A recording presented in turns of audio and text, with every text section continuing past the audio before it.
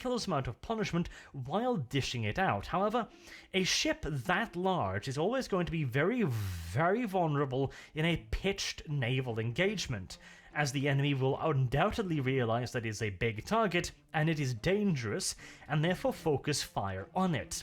Additionally, it made itself a huge target for enemy attack aircraft. And indeed, later on in the book, it gets attacked by exactly that form of weapon, but only manages to avoid taking severe damage due to once again the deployment of its supplicants. We'll get to that in a moment, but basically, this was not really a viable design for a battleship. But that, of course, was also not actually its purpose at all. The Furious Abyss had been designed and built with one specific purpose in mind. It was to approach the planet of Macragge, homeworld of the Ultramarines, and destroy the moon Formosa. This would create a massive asteroid storm that would sweep in over Macragge, hopefully annihilating the fleet stationed above Macragge, and after that, the Furious Abyss, using its massive amounts of frontal armor, would descend towards the planet itself, soaking up the defense laser batteries on the planet below, which were formidable, make no mistake, and then unleash its payload of virus bombs onto the surface of Macragge. Now, virus bombs is something we've already talked about, but I'll briefly go over what it is.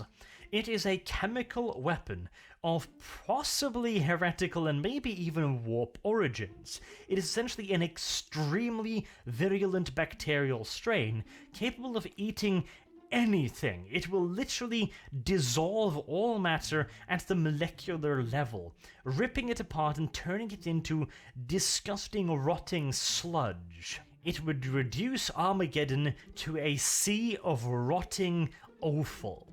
After which, the Furious Abyss would fire its lance batteries into the upper atmosphere, which would ignite the now highly saturated atmosphere and cause planet-wide firestorms to wipe out any life that might have survived the virus bombs, thusly cleansing Macragge utterly in the name of the word.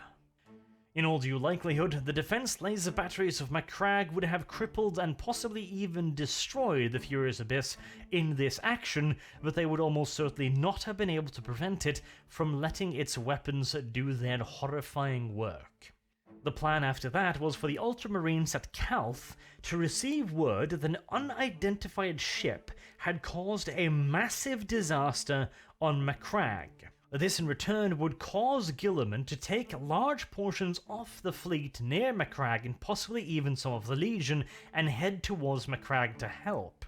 This would allow Cor Ferron to fall upon the remainder of the Ultramarine Legion and their fleet and wipe it out entirely. In one single blow, the Ultramarine Legion would have been utterly and completely crippled, and the few Ultramarine forces that remained under the command of Guilliman would be virtually helpless in the face of the combined offensive that was launched into Ultramar by the Wordbearers and the World Eaters. It was quite the audacious plan. It bet a lot on the success of the Furious Abyss. A single ship, a massive and gargantually well-armed and armoured ship, true, but still, that was one hell of a gamble. Granted, the potential payoff was equally monstrous, and it very well might have worked if it was not for the actions of another Ultramarine captain by the name of Cestus and a thousand son by the name of Motep. And I want to talk a little bit about Motep in particular because he's a rather interesting little character. He had used his powers of foresight to see the Furious Abyss. Probably not exactly what it was, and probably not exactly what its purpose was, but he knew enough about it that it would probably be bad. He also knew that Cestus would place himself in the path of whatever bad thing was heading for whatever bad destination. It's a little bit vague, but then again, the Thousand Sons' predictions are often a little bit hazy, shall we say. As such, he decided to join his forces with those of Cestus, who himself had simply raked